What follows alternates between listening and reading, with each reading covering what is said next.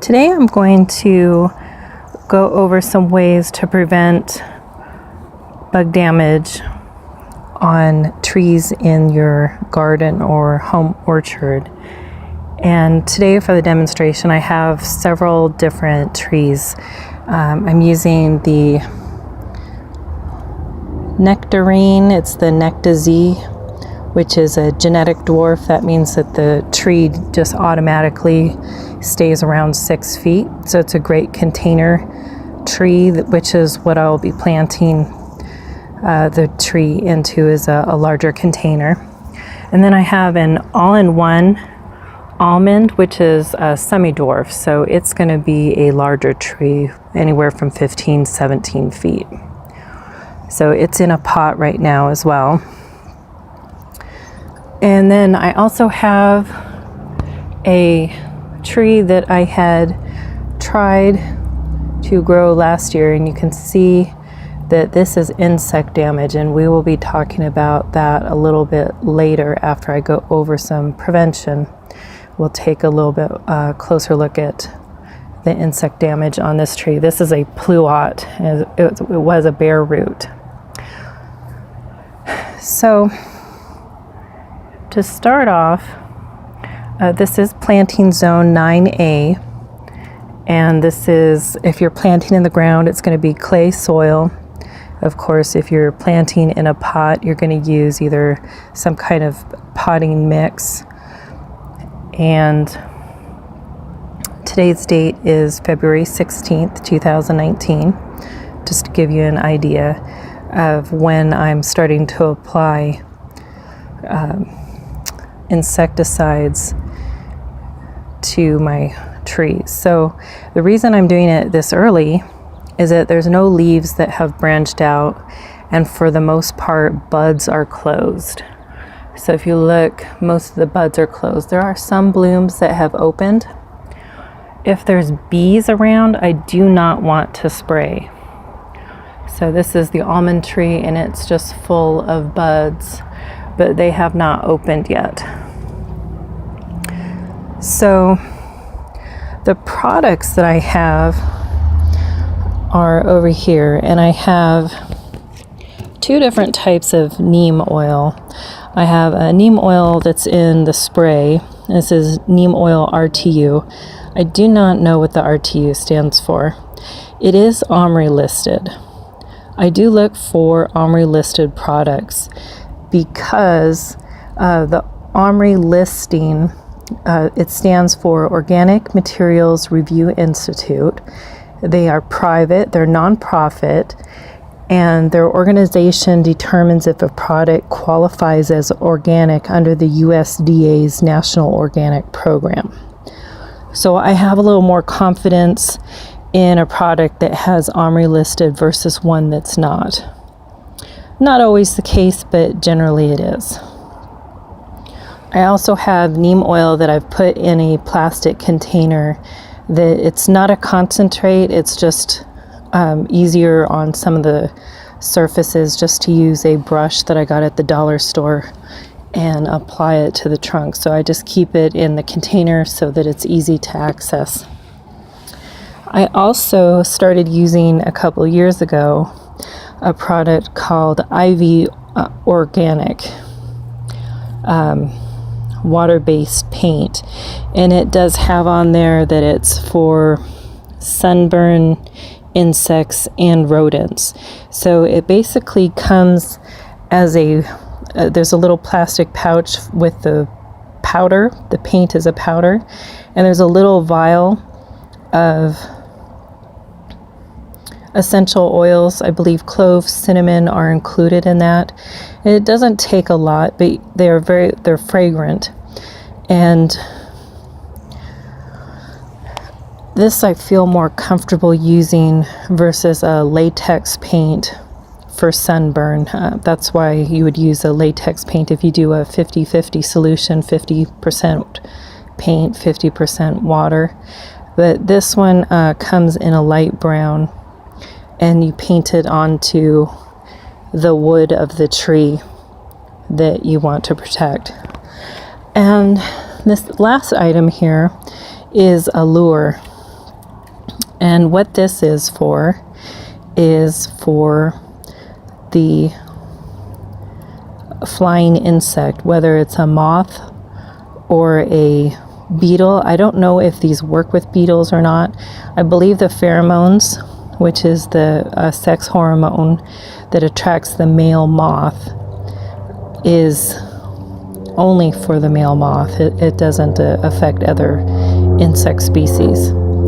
So this you would want to hang in the branches of your tree when the leaves come out, because the moths automatically go into the branches to lay their eggs.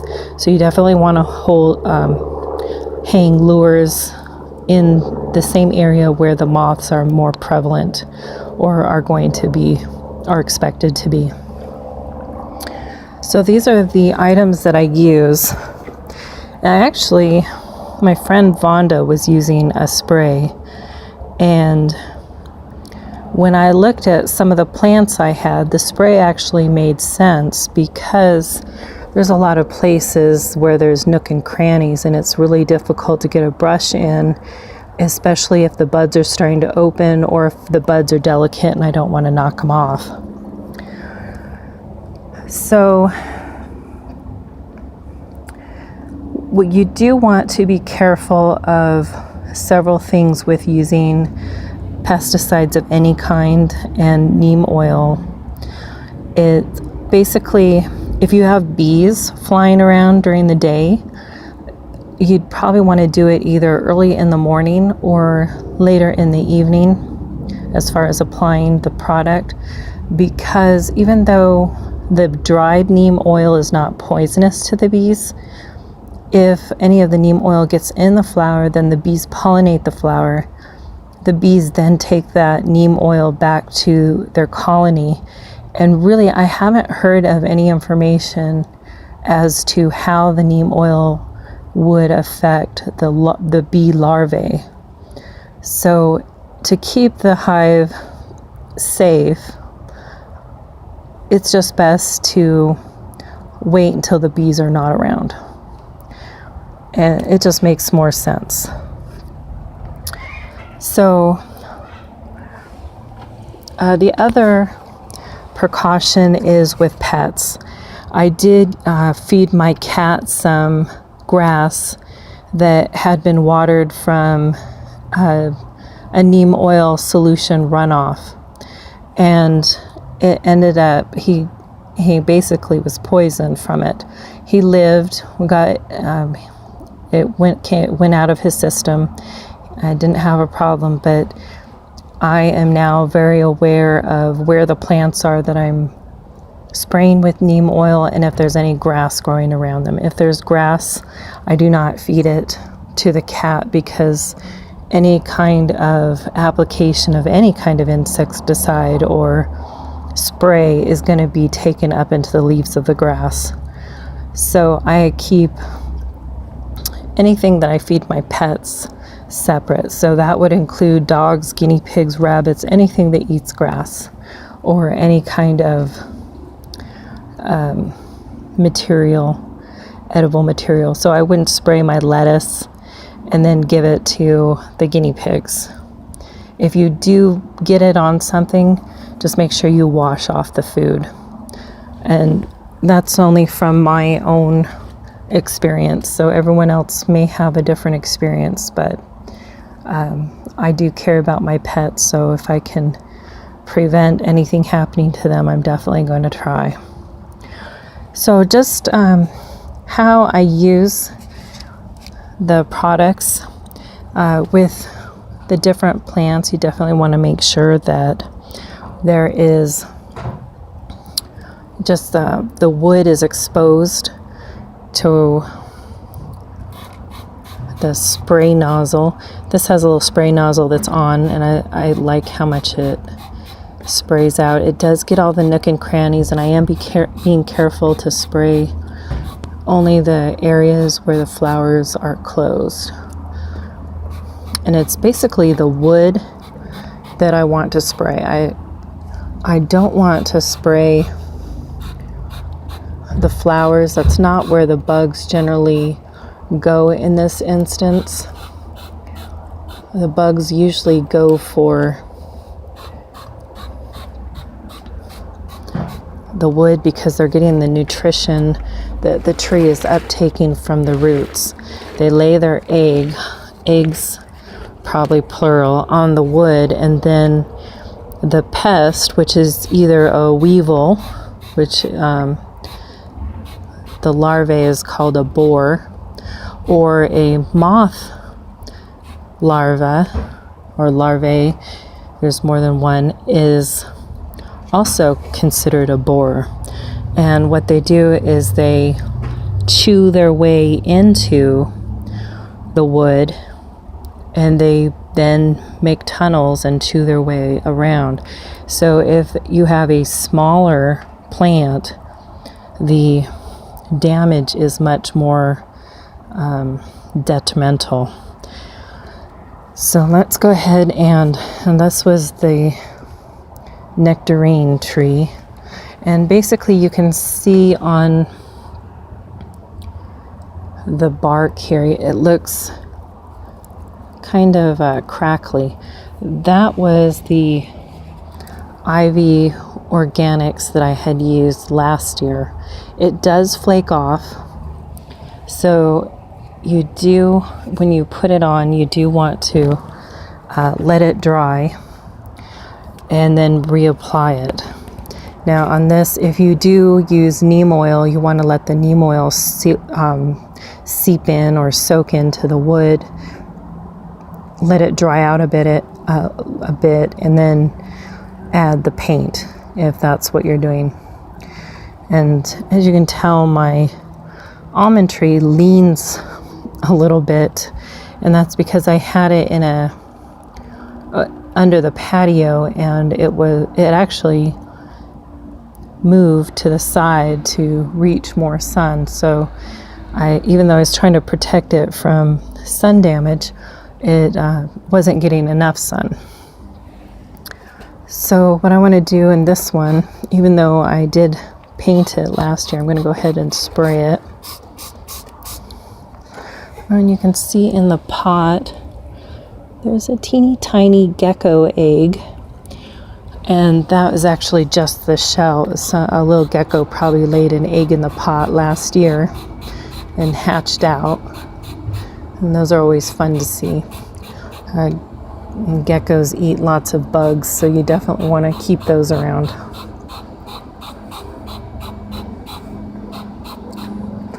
Okay, so I'm just getting the wood, I'm getting the nook and crannies. I'm just going along. And it would probably be economical to spray a group of plants at the same time if they're all about the same size. Just group them together and spray so you don't waste your product or get your product on a wall or not on the wood, because I can see where the spray is going past the plant. But all of these buds are closed. There's no bees around. So I am confident that this is going to be just fine. And I do spray around the roots as well, around the base of the trunk. A lot of the insects will also try to penetrate underneath mulch, so that you do want to keep the mulch without piling it way up, just kind of keep it away from the base. Okay, so what I'm going to do is let this dry, and then I can go back and apply some of the Ivy Organic plant paint to it for additional protection. So throughout the year, you probably want to apply some kind of either a neem spray. You can even use like a horticulture oil horticultural oil, and basically what that does is the same thing. It kills the eggs, the insects. So if you want to do it in the spring, or I guess this is still winter, but by doing it now, I'm killing any eggs that might have been on the tree from last year that may hatch or try to hatch. And the horticultural oil would be for the same thing. And then I have the neem oil. Because this trunk is so big, I'd probably just use a paintbrush if I had several trees that I was doing at the same time. And really, I probably should have done this earlier in the year because the buds are out pretty much. They're pretty full. So if I would have done this maybe a month ago, it probably would have been better. So about 3 or 4 times a year is the number of times you want to apply the insecticide. And the reason is you're going to have rain that washes off the coating of the neem oil. If the trees are close to sprinklers, or if you're watering and water splashes on the trunk or the branches, that can also wash off the coating of the neem oil, and that can make it susceptible. And then also the insect reproductive cycle is short. So most of the insects reproduce anywhere from 20 to 40 days. And that is what happened here. If you can look. Now, last year when I was taking care of the tree, it didn't look like this. This section, it was really chewed up, and it fell or disintegrated and fell off during the winter. So this looked like a solid part of the tree. But as you can see, the layers were actually chewed away by insects. And these are the larvae. And you can see the sap in here. You can see where it's kind of shiny. And this is sap that's mixed in with sawdust, which is the chewing from the insects. And you can't really see it because it's such a small little tree, but they actually have splits that went up into different parts. So this is what bug damage looks like. This tree is not going to come back. It was too young. It's a very small tree, and the diameter of the trunk is so small that it really it's not going to recover, and it would take a lot of resources to try to help it. So all this is bug damage, and sometimes you can see where they can see this is sap that has leaked out. If you have a combination of sap and wood, looks like little wood chips, or it could also look like there's also bug poop mixed. You'll see a little hole with some, looks like sawdust, and it's insect frass, which is bug poop. So this is what you want to prevent. And I only applied the neem oil once, and you can tell that the bark of the tree is a lighter color. That's because I used the IV Organics. So you can see here that it's kind of a darker color, and as you move up, it's a little bit lighter. I only did it once. I didn't do it 3 or 4 times like I should have. So this year I am planning on doing at least 3 or 4 times, because it's expensive if your trees keep dying and all you had to do was add a little bit of protection to the plant. So hopefully this is helpful to some, and this is Gardening in the Desert. If you like the video, hit like. If you have any comments, put some comments in. If there's any videos that you want to see or any topics you want to see videos on, if you put that in the comments as well, that'll help me in producing more videos. So till next time.